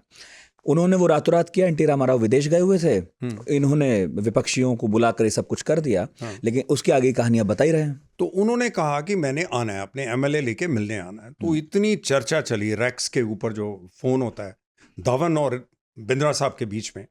पहला तो ये था कि ये मत मिले एमएलए को, तो ज्ञानी ने कहा कि नहीं, जब एक chief minister political leader president है पार्टी का, मिलने आ रहा है, अपने आदमी लेके आ रहा है, मैं नहीं ये इनकार नहीं कर सकता। फिर आखिर में ये तय हुआ है आप गिनेंगे नहीं एमएलए आ जाएं, आप गिनेंगे नहीं। लेकिन एनटी रामाराव एक्टर थे, वो आके विजय चौक में उतरे, वहाँ से व्हील चेयर में बैठे, वहाँ से व्हील चेयर से अपने एमएलए के साथ आते गए और दुनिया भर का मीडिया वहाँ इकट्ठा हुआ था। उन्होंने उनको बोला अपना अपना आईडी कार्ड गले में डाल लो। वो जैसे जैसे वहाँ निकलते रहे मीडिया वाले गिनते रहे, तो गिनती तो मीडिया ने कर ली, सार्वजनिक हो गई, ज्ञानी जी को गिनती करने की जरूरत नहीं थी, तो वापस लेना पड़ा। ये भी एक रीजन होगा जहां राजीव गांधी, अरुण नेहरू, उन्होंने मिस गांधी को कहा देखो ये कर रहे हैं, आपके साथ इनकी लॉयल्टी नहीं है, आपने इनको राष्ट्रपति बनाया। तो वो उनके मन में जो उबाल था पुराना, वो राजीव गांधी के दिमाग में बढ़ता गया। तो बेइज्जती तो राजीव गांधी और अरुण नेहरू की हुई ना। अगर मिसेस गांधी ने किया होता तो वापस नहीं लेती थी। और एक बड़ा एम्बेरसमेंट बन गया था, क्योंकि रातों रात उन्होंने सरकार पलटी और रातों रात एनटी रामाराव फिर बन गए, तो कुछ फायदा हुआ नहीं इस कवायद का। ठीक है, अब मैं राजीव गांधी पर ही आ रहा था। इंदिरा गांधी की हत्या हुई, ज्ञानी जैल सिंह विदेश में थे, आप कहाँ थे? सूचना कैसे मिली? वापस आते उनके दिमाग में क्या चल रहा था? मैं वहीं था, उनके साथ था साना में, नॉर्थ यमन, जहाँ पे हूती हैं आजकल जी। आजकल तो हूती चल रहा है ना ज़्यादा, जो रॉकेट मार रहे हैं रेड सी के अंदर, तो वो हूती साना में है ऊपर नॉर्थ यमन। उन दिनों दो देश थे, आजकल तो वो टूट फूट के हो गया, फिर इकट्ठा हो गया था, लेकिन अब फिर नॉर्थ अलग है साना। तो सुबह का टाइम था, रात को बातचीत हुई ज्ञानी जी के वहाँ के राष्ट्रपति के साथ बड़ी ठीक। तो उसने भी कहा कि आप जाने से पहले सुबह एक बार फिर आपसे 15-20 मिनट बात करनी है। तो मेरे को बिंद्रा साहब ने कहा कि आप फटाफट नहीं, हम वहीं पे थे अभी। बिंद्रा साहब जा रहे थे जहाँ पे बातचीत होनी थी, हम होटल में थे। बिंद्रा साहब का एक बंद गले का कोट उन्होंने ड्राई क्लीन के लिए होटल में दिया, वो आया नहीं। तो ये बड़े चिंतित खड़े थे रिसेप्शन पे। मैंने कहा क्या हुआ? बोले मैंने इनको बोला मेरा कोट नहीं आया। तो मैंने कहा ये ओबरॉय का होटल था, ओबरॉय का होटल होता था एक वहाँ पे। तो मैंने कहा कहाँ है उनको रिसेप्शन? बोले जी बेसमेंट के अंदर हमारी वो है, वो हैंगर पे घूम रहा है वहाँ। मैं इनको कहा मैं 2 मिनट में देख के आया, ये टाइम लगा देंगे। मैं भाग के वहाँ नीचे गया, जब तक मैं इनका कोट लेके वापस आया, इनका मुंह, चेहरा बदला हुआ बिल्कुल बिंद्रा साहब का, क्योंकि दिल्ली से धवन साहब का फ़ोन आ गया। रसकोत्रा साहब जो विदेश सचिव थे, उन्होंने मेरे को बताया कि उन्होंने राष्ट्रपति को फ़ोन किया जहाँ भी ये ठहरे थे। धवन ने भी हो सकता वहाँ किया, और धवन ने फिर बिंद्रा को किया होटल में, और रिसेप्शन पे बोला कि ये हो गया है, आप फटाफट एकदम वापस आ जाओ। तो बिंद्रा ने फिर मेरे को वहाँ से कहा कि मैं भाग के जाता हूँ, राष्ट्रपति को लेके आता हूँ, बात तो अब क्या होगी, आप फटाफट जाओ, एयर इंडिया को बोलो प्लेन बिल्कुल रेडी फॉर टेक ऑफ कर ले, इसी समय हमने टेक ऑफ करना है। मैं वापस आया, एयर इंडिया को पता था, पहले ही पता था, वो तैयारी कर रहे थे, सो फटाफट उसमें प्लेन में बैठे। अब जो हवाई जहाज़ वापस आना था ज्ञानी जी का, उन दिनों जहाज़ों का वो बोइंग, पुराने वाले बोइंग होते थे 707, तो उनमें सीधी फ्लाइट में रिजर्व फ्यूल कम बचता था अगर दिल्ली आना है। तो हमने जाना था बॉम्बे, रिफ्यूल करके फिर दिल्ली आना था। फिर उनको कहा कि नहीं, बॉम्बे से नहीं जाना, सीधा जाना है। तो वो जहाज़ 3, उन्होंने कहा चलो 3 इंजन पे फ्लाई करेंगे, एक बंद कर देंगे, 3-3 पे करके वो सीधे ले आए पायलट। फिर हवाई जहाज़ के अंदर, अब हमें तो यही पता ना कि गोली लगी है मिसेस गांधी के, अब ये नहीं पता हत्या होगी नहीं होगी, कितनी सीरियस सिचुएशन है। अब रेडियो पे आप पूछना नहीं चाहते, क्योंकि वो रेडियो पाकिस्तान भी सुनेगा और देश भी सुनेंगे। ब्रॉडकास्ट जो पायलट अगर पूछ रहा है कोई भी बात दिल्ली के एयर कंट्रोलर से, वो तो सारी दुनिया सुनेगी, सारी दुनिया सुनेगी। वो बीबीसी पे मॉनिटर कर रहे थे पायलट, तो वो बता रहे थे। तो जहाज़ के अंदर अब ये तैयार हो रहा था, कई जर्नलिस्ट थे, प्रभु चावला थे और कई थे। उन्होंने कहा कि नहीं, आप स्वेरन मत करिए राजीव गांधी को, आप सीनियर मोस्ट लीडर को बना दीजिए, उसके बाद पार्टी को तय करने दो। तो ज्ञानी जी ने मत बना लिया था कि नहीं, राजीव गांधी को करना है। और ये पहली बात है जिसमें राजीव गांधी को उल्टा बताया गया। उनको कहा ज्ञानी तो आपको बनाना नहीं चाहते थे, ये तो हमने इनको डराया तब बने ये। तो मिसअंडरस्टैंडिंग जो बढ़ाई, वो उसी से शुरुआत की। हालांकि ज्ञानी जी ने जब 2-3 जर्नलिस्ट ने भी बोला, इन्होंने कहा नहीं, मतलब ही नहीं बनता, क्योंकि उन्होंने तय कर लिया था कि देश ऐसे संकट से निकल रहा है कि प्रधानमंत्री मारे गए हैं, अगर इसको हम 10 दिन लटकाएंगे कि प्रधानमंत्री कौन होगा, तो ये देश के लिए ठीक नहीं है। फ्यूनरल होना है, कई चीज़ें होनी है। उन्होंने कहा नहीं, बनेगा तो यही, बनाना तो पार्टी ने राजीव गांधी को है, तो मैं और किसी को क्यों बनाऊं, क्यों मौका दें, क्यों दें। और देश को इस टाइम इतना समय नहीं है, एक ऐसे कठिन समय से निकल रहा है, तो उन्होंने तय कर लिया था वहीं पे। लेकिन इसी को जो आदमी इनसे चाहते थे कि लड़ाई कराओ, क्योंकि ज्ञानी जी से बनी रहती तो राजीव गांधी को वही एडवाइस मिलती रहती जो वो डबल चेक करते रहते कि उनके, देखो आर पार में जो थे वो छोड़ के गए ना उनको बाद में। वीपी सिंह के साथ कौन गए, वही जो उनके मेन एडवाइजर थे उस समय के। तो अगर वो नहीं चाहते थे कि ज्ञानी जी के साथ रास्ता खुला रहे और रिश्ता सही रहे। ये जो किस्सा है राजीव गांधी के प्रधानमंत्री बनने का, इसमें एक तो आप बता रहे हैं कि किस तरह ज्ञानी जैल सिंह तो तैयार थे, लेकिन राजीव गांधी को बात उल्टी तरह से बताई गई। दूसरा, मैं देखता हूं कि जब राजीव गांधी को सूचना मिली और वो जिस विमान से आ रहे थे उसमें प्रणब मुखर्जी मौजूद थे, एक वाकया वहां भी घटा है, जिसके बाद उन तक ये राय पहुंचाई गई कि प्रणब मुखर्जी तो खुद बनना चाहते थे। क्या राजीव गांधी, आपने उस दौरान उन्हें भी देखा होगा, समझा होगा, इस मामले में कुछ इनसिक्योर नेता थे कि उन्हें लगता था कि इंदिरा के बेटे होने के बावजूद और फिर अकेले उत्तराधिकारी होने के बावजूद क्या कोई और भी हो सकता था जो प्रधानमंत्री बन जाता? या मेरे को मालूम नहीं, लेकिन अब जब और किस्से भी सुनते हैं उससे लगता है थोड़े कान के कच्चे थे। उनको जिधर चाबी लगा दी उधर को चल पड़ेंगे, फिर उसके बाद मन बदलेंगे, फिर जो भी करेंगे। सो गलतियां जो बाद में हमने 87 में आके देखी इन्होंने की, अरुण सिंह जब छोड़ के चले गए और चीज़, तो जब इन पे प्रेशर पड़ता था तो थोड़े जिधर, संजय गांधी बड़े डिसाइसिव थे, वो एक बार मन बना लेते तो उधर चलेंगे। तभी मिसेस गांधी ने यह तय किया था कि वो पॉलिटिक्स में आएंगे, हवाई जहाज उड़ाएंगे। उनको पता था अपने बेटों का कि कौन पॉलिटिक्स में। अब उनको मजबूरन ये हुआ जब वो नहीं रहा एक बेटा, फिर इनको लेके आए। ये एकदम आए भी नहीं, पहले इन्होंने कहा मैंने नहीं आना, मिस गांधी ने, फिर ज्ञानी जी ने एक बार कहा भी इनको, मिस गांधी को कहा मैं बात करूं उनके साथ, तो वो कहने लगे नहीं नहीं नहीं ज्ञानी जी आप उसको नहीं समझते, मेरे को पता है कैसे करना, मैं सोनिया से बात करूंगी। उनको पता था कि फैमिली के थ्रू अगर बात चलेगी तो तब वो मान जाएंगे। तो मिस गांधी को दोनों की तासीर पता थी अपनी बेटों की, लेकिन ये थोड़ा पॉलिटिक्स में जिसने इनको कोई बात थोड़ी चाबी लगा दी उधर को चल पड़े। सही। तो एनटी रामाराव वाला किस्सा हुआ जिससे शायद एक भूमिका बनी होगी कि राजीव गांधी को पूरा भरोसा नहीं रहा ज्ञानी जैल सिंह पर। इसके बाद आप ये प्रधानमंत्री वाली बात बता रहे हैं, ये भी उन तक पहुंची। कुछ और भी था जिसकी वजह से राजीव गांधी और ज्ञानी जैल सिंह की फिर कभी बनी ही नहीं, अंतिम दिनों में तो बनी खैर। वीर संघवी ने किताब लिखी है, तो वीर संघवी ने अपने जो नोट्स थे उसमें से निकाल के वो चीज़ें बताई है। वीर संघवी फ्लाइट पे इनके साथ गए असम या कहीं, और रास्ते में इंटरव्यू की मणिशंकर आयर ने अरेंज किया था।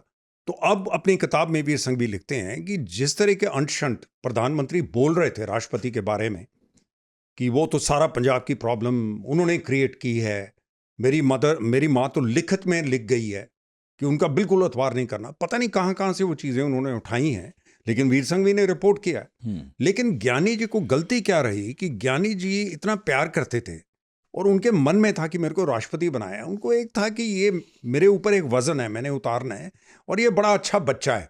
तो उन्होंने कई तरह के आदमी, दुनिया भर के आदमी नापे तोले थे, लेकिन एक डून स्कूल में पढ़ा हुआ, एक यूनिवर्सिटी ड्रॉप आउट इंग्लैंड से, जिसने डिग्री भी पूरी ना की हो, उसकी इनसिक्योरिटीज़ क्या होंगी ज्ञानी जी पहचान नहीं पाए। और वो सोशल स्किल्स, मतलब सोशली बात करने में अपने मीठे थे राजीव गांधी, लेकिन उन मन में क्या था वो नज़र नहीं आता था। वो बात बड़ी मीठी करते थे ज्ञानी जी से, तो इसलिए ज्ञानी जी ये पहचान नहीं पाए कि आदमी के मन में क्या, कि इसको चाबी कितनी लगी हुई है। और फिर शायद ये भी हुआ कि आर के धवन जैसे लोग बीच में से हटा दिए गए। हाँ, और नहीं, पर उसी से सिग्नल आता। और मेरे को पता है कि जब ये वो एस्पेनाज स्कैंडल हुआ, जहाँ पे वो पकड़ लिए इन्होंने लोग, हमारी तो कुछ टेलीग्राम्स कॉपी हुई थी, ज़्यादा से ज़्यादा तो पीसी अलेक्जेंडर के दफ्तर में वो चले हुए थे। हाँ, जिन्हें नहीं मालूम उनके लिए बस एक लाइन बता दूं कि एक जासूसी कांड खुला था, जिसमें कुछ फाइल्स पीएमओ से और कुछ फाइल्स राष्ट्रपति भवन से। पीएमओ से तो बहुत ज्यादा, हमारे सिर्फ टेलीग्राम्स की कॉपीज थी। जी, वो तो बाद में पता चला कि ज्यादातर तो पीएमओ से निकली, क्योंकि लेकिन आरोप तो ये लग गया कि राष्ट्रपति भवन से लीक हो रही हैं। हाँ, तो ये जब मेरे को याद है राजीव गांधी आए तो 26 जनवरी या कुछ उसका फंक्शन था, हम चल रहे थे, तो मैं पीछे चल रहा हूँ, तो ज्ञानी जी और ये आगे चल रहे हो, कहने लगे आप क्या एक्शन ले रहे हैं इस पे। राजीव गांधी राष्ट्रपति को पूछ रहे। अब वो पूछे भैया तुम क्या एक्शन ले रहे हो, पीसी अलेक्जेंडर को निकाल दिया, बाद में हाई कमिश्नर बना के भेज दिया, क्या एक्शन लिया आपने। तो ज्ञानी जी इस तरीके से कोई वजन अपने पे महसूस नहीं, उन्होंने कहा कोई बात नहीं, हम ले लेंगे एक्शन। तो लेते मेरे पे लेते, मैं पीछे चला आ रहा था। हाँ, आप भी थे। तो मैंने कहा भी कि मेरे को रिवर्ट कर दो विदेश मंत्रालय, मेरे पीए ने गलती की है, मेरी गलती है। तो ज्ञानी जी ने बिंद्रा से सिर्फ ये पूछा, ये पीए इसके साथ आया है विदेश मंत्रालय से। बिंद्रा जी नहीं, वो तो राष्ट्रपति का स्टाफ मेंबर है। तो उन्होंने कहा फिर इसकी क्या गलती है, राष्ट्रपति भवन का स्टाफ मेंबर है, तो ये वापस किस लिए जाएगा। नहीं तो मैं उस टाइम लिख कर अपने जॉइंट सेक्रेटरी को बोल दिया कि मेरे को विदेश मैं जिम्मेदारी लेता हूं, मेरे को वापस मैं चाहूँगा कि ये जो किस्सा है द इंडियन प्रेसिडेंट किताब में आपने बड़े अच्छे से दर्ज किया है, इसे तो लोग ज़रूर पढ़ें, क्योंकि कुछ कॉम्प्लेक्सिटीज़ जो होती हैं वो पता लगेंगी लोगों को कि कैसे क्या होता है। हम आखिरी हिस्से में हैं और समय भी काफ़ी हो चला है। मुझे ये और पूछना है आपसे कि अंत भला तो सब भला, आखिर क्या हुआ, कैसे हुआ कि बाद में राजीव गांधी जो ज्ञानी जैल सिंह से बात करना बंद कर चुके थे, उन्हें ब्रीफ करना छोड़ चुके थे, जबकि खुद नेहरू राजेंद्र प्रसाद को हर मंडे ब्रीफ करते थे, तो बहुत सारी परंपराएं तोड़ दी राजीव गांधी ने। आखिर क्या हुआ कि फाइनली वो राष्ट्रपति भवन फिर पहुंच गए। मजबूरी का नाम क्या कहें, क्योंकि ये शुरू हुआ दिसंबर से पहले। इन्होंने जब जनवरी शुरू हुआ, पहले तो विदेश सकत्तर जो थे वेंकटेशन, उनको एक पब्लिक कॉन्फ्रेंस में फायर कर दिया। एक जर्नलिस्ट ने सवाल पूछा कि पाकिस्तान पे क्या होगा, इनका वो अगला विदेश सचिव तुम्हें बताएगा।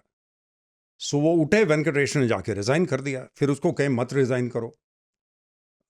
मेरे भी वो करीब थे, मैं उनके घर पे मिलने गया, तो वापस आए। ज्ञानी कहते वापस ले रहा है क्या रेजिग्नेशन। मैं कह नहीं, वो नहीं लेते वापस। वो कह रहे कि नहीं, अब मैंने लिख दिया, मैं नहीं वापस लेता, मेरी बेइज्जती की है।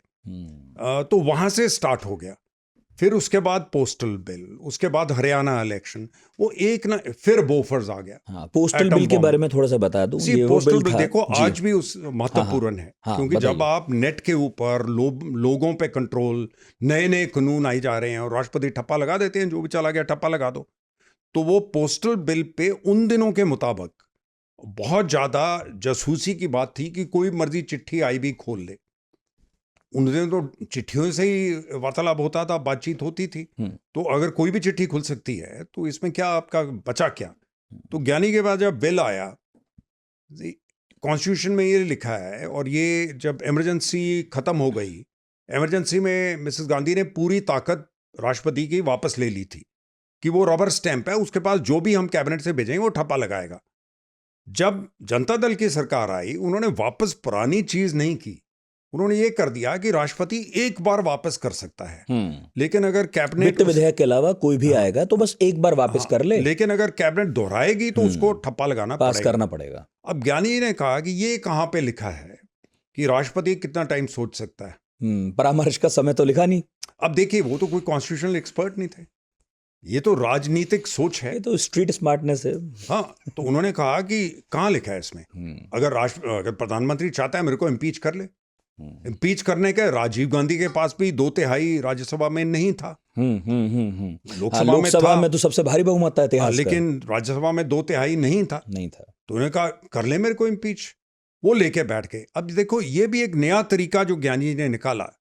राष्ट्रपति के पास एक, उससे पब्लिक ओपिनियन शुरू हो जाता है, डिस्कशन शुरू हो गई, मीडिया में शुरू हो गया, एडिटोरियल आने शुरू हो गए। यहां भी अगर फार्म बिल था, उसमें पता ये धक्के से जल्दी पास कर लिया, अगर राष्ट्रपति उसको रोक लेते तो ये सरकार 1 साल भर तो किसान ना बैठते बॉर्डर पे, और ना ये सरकार को वापस लेना पड़ता, बाद में बेइज्जत होना पड़ा। तो इसलिए राष्ट्रपति का बहुत अहम एक इसमें रोल है। उसको हम समझते हैं कि नहीं, जहां मर्जी रबर स्टैंप, हाँ रबर स्टैंप है, लेकिन रबर स्टैंप के साथ साथ यही चीज पहले राष्ट्रपति राजेंद्र प्रसाद ने कही। उसने कहा मैं इंग्लैंड का किंग या क्वीन नहीं हूं, मैं पैदा नहीं हुआ और कुर्सी पैदाइश से मेरे को नहीं मिली, मेरी भी इलेक्शन हुई है, मैं भी चुन के आया हूं, हालांकि इनडायरेक्ट आया हूं, लेकिन चुन के तो आया हूं। और मेरी शब्द जो है, जो मैंने किताब में लिखी, जो आम लोगों को नहीं पता, कि राष्ट्रपति की जो शब्द है उसकी पहली 3 लाइनें अमेरिका के राष्ट्रपति की लफ्जों लफ्ज वही शब्द है। ये पता नहीं आपने देखा कि नहीं? मैंने पढ़ा है। हाँ, पढ़ा है। पहली 3 लाइनें बिल्कुल वही है जो अमेरिका का राष्ट्रपति कहता है। संविधान की रक्षा, विधान की रक्षा। प्रधानमंत्री की शब्द ये नहीं कहती, विधान को मैं फॉलो करूंगा, बिल्कुल, लेकिन उसकी रक्षा, वो दायित्व राष्ट्रपति के पास है। राजेंद्र प्रसाद ने ये कहा कि अगर मैं इलेक्ट होके आया हूं और मैंने विधान की रक्षा करनी है, तो मैं ठप्पा कैसे लगा दूं हर एक चीज पे? ठीक। तो ये सोचने की बात है कि अगर राष्ट्रपति, हम उसीलिए मैंने कहा है कि हमें ये राज्यसभा की जो कंपोजिशन है ये बदलनी पड़ेगी, बहुत जरूरी है। तो अंत में राजीव गांधी आए, बात की, क्योंकि लगातार ज्ञानी ज़ैल सिंह के साथ उनका टकराव बढ़ने लगा था, और ज्ञानी जी ने भी सोच लिया था कि अब अपनी ताकतों का इस्तेमाल करके दिखाता हूँ। पर आखिर में जो बात मैंने पढ़ी और आपने लिखी कि बहुत सारे उकसावे हुए ज्ञानी ज़ैल सिंह के पास, बहुत सारे नेता पहुँचते थे जो असंतुष्ट थे राजीव से और कहते थे कि इन्हें बर्खास्त कर दीजिए, अलग अलग तरह के आरोप लग रहे थे, अब मौका है। लेकिन ज्ञानी ज़ैल सिंह ने आखिरकार चुपचाप अपना कार्यकाल पूरा किया, सरकार को बर्खास्त नहीं किया। इनफैक्ट वो उसके बाद आराम से राजनीतिक संन्यास लेकर चले गए। मैं सही हूँ? नहीं, संन्यास नहीं लिया, वो पहले राष्ट्रपति थे जिन्होंने दिल्ली में मकान लिया। ये भी आपने और वहां दुनिया भर पहले ये व्यवस्था थी नहीं, उससे पहले राष्ट्रपति अपने गांव वापस चले जाते थे। इन्होंने कहा कि नहीं, ये उन्होंने निकाल लिया उससे, प्रधानमंत्री से, कि मकान दो यहाँ पे रेस कोर्स रोड पे, यही रहूंगा, नहीं यहाँ चाणक्यपुरी के अंदर। तो वहां दुनिया भर के नेता इनको मिलते थे, ये एक्टिव रहे, आखिर तक एक्टिव रहे। कार एक्सीडेंट हुआ बाद में, कार एक्सीडेंट में उनकी मौत हो गई, लेकिन उनको दुनिया भर के ऑपोजिशन लीडर, दूसरे लीडर उनको मिलने जाते, बड़ा मजा आता था विदेशी लोगों से मिलने में। चीज मैं आपको बताऊं कि मैं अभी डिप्टी सेक्रेटरी था, मैं वहां से वापस आ गया बाहर से, तो ये डायरेक्टर बन गया था मैं जब वापस आया। कभी भी उन्होंने अपने स्टाफ को बोला हुआ था कि ये कभी भी समय मांगे, बेशक कोई नेता आ रहा हो, उसका काट के इसको टाइम दे दो, कभी मेरे को इंतजार नहीं करना पड़ा, मैं मिलने जाऊं उसी तरीके से। आपके लिए बिंद्रा साहब से क्या कहा था? मेरे से, आपके बारे में बिंद्रा साहब से उन्होंने एक बात कही थी। बिंद्रा साहब से कहा था कि क्या मैं इसका इतवार कर सकता हूं? तो बिंद्रा साहब ने कहा हाँ। तो आखिर में बोलो बिंद्रा ने बिल्कुल सही कहा, और वो उन्होंने कभी बुलाया नहीं। जब राष्ट्रपति नहीं भी रहे, जब भी मैं मिलने जाऊंगा उसी तरीके से खुली बात करेंगे, प्यार से बात सुनेंगे, और कोई नया उनको बातें बच्चों की तरह बात सुनेंगे। उनको नई कोई दिलचस्प बात बताओ, एकदम ऑब्जॉर्व करेंगे, उस पर एक्शन लेंगे, एकदम फोन उठाएंगे, अच्छा बोला मैं अभी बात करता हूं। तो एक और ही तरीके के आदमी थे ज्ञानी ज़ैल सिंह, जो स्कूल में तो नहीं पढ़े लेकिन देश को सियासत का एक ऐसा पाठ पढ़ा कर गए कि इस किताब के वाया सबको वो पढ़ना और समझना चाहिए। और आपने इस किताब के ज़रिए जो इंडियन प्रेसिडेंट्स के बारे में बात की, 3 प्रेसिडेंट्स, इनमें ज्ञानी ज़ैल सिंह, पढ़नी चाहिए। और ख़ासकर राजनीति विज्ञान के छात्रों को तो ज़रूर पढ़नी चाहिए, जिन्हें समझना हो कि राष्ट्रपति को संविधान क्या क्या ताकत देता है और असल में उनका जो इस्तेमाल है वो कैसे हो सकता है। बहुत बहुत शुक्रिया केसी सिंह साहब, बहुत बहुत मेहरबानी है, आपने बुलाया। तो किताब का नाम है द इंडियन प्रेसिडेंट और हार्पर कॉलिंस से आई है। फिलहाल तो अंग्रेजी में है, किताब को आए हुए साल भर हो चला है, लेकिन बात करने का मौका आज मिला। आपने धैर्य से सुना, किताब ज़रूर खरीदिए, ज़रूर पढ़िए, बहुत इंटरेस्टिंग है, मुझे बहुत पसंद आई। और अगले गुरुवार फिर हाजिर होंगे, फिर किसी नए टॉपिक के साथ। और जैसा मुझे आदेश निर्देश है, जहाँ भी इस पॉडकास्ट को अगर सुन रहे हैं तो रेट कीजिए, और अगर यूट्यूब पर देख रहे हैं तो जो कुछ परंपराएं निभा दीजिए, लाइक, सब्सक्राइब और फैलाना वैलाना प्लीज़ ज़रूर कीजिएगा। बहुत बहुत शुक्रिया।